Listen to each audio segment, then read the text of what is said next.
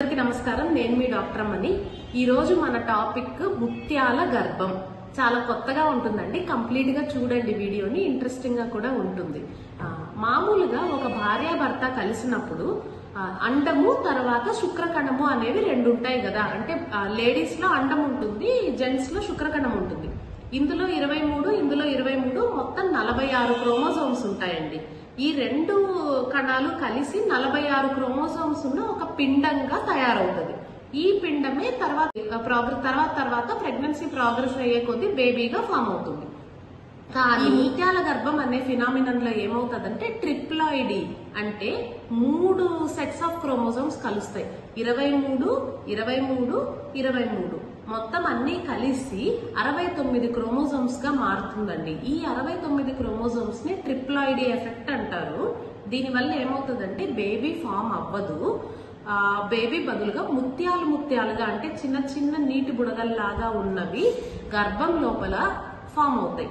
ఇది ఎట్లా ఉంటదంటే మాయ ఉంటుంది కదా. మామూలుగా బేబీ సపరేట్ గా, మాయ సపరేట్ గా ఫామ్ అవ్వాలి. కానీ ఇక్కడ ఏమవుతుందంటే బేబీ ఉంటది, పక్కన మాయ బదులుగా ఇదిగో ఈ ముత్యాల లాంటివి ఫామ్ అవుతాయి స్ట్రక్చర్స్. దీన్ని పార్షియల్ మోల్ అంటారు. అంటే సగమే ముత్యాల గర్భం, మిగిలిన సగము బేబీ ఫామ్ అయింది. కానీ ఈ గర్భం నిలబడదు, నిలబెట్టుకోకూడదు కూడా. ఈ బేబీకి అవకరాలు ఉంటాయి. సో ఇది కంప్లీట్ గా అబార్షన్ చేయాల్సిందే. కంప్లీట్ మోల్ అని ఇంకొకటి ఉంటది. అదేంటంటే అసలు అక్కడ బేబీ అనేదే ఉండదండి, పూర్తిగా గర్భం నిండా ముత్యాలే ఉంటాయి. దాన్ని కంప్లీట్ మోల్ అంటారు. ఈ రెండు ఏదైనా సరే, ఈ పార్షియల్ మోల్ కానీ ఈ కంప్లీట్ మోల్ కానీ ఏదైనా సరే కంప్లీట్ గా మనము అవాయిడ్ చేయాల్సిందే.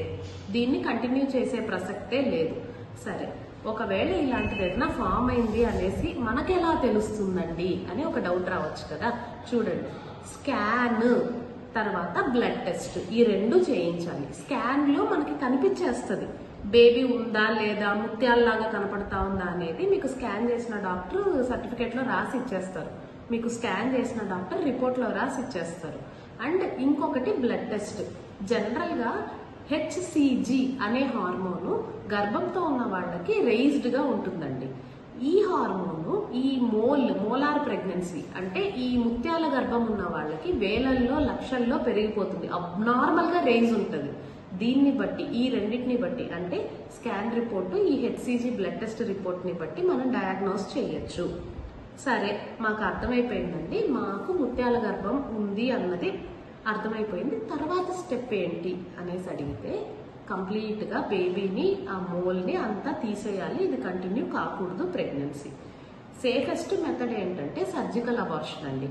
అంటే అనస్థీషియా ఇచ్చి క్లీన్ చేస్తారు గర్భాన్ని.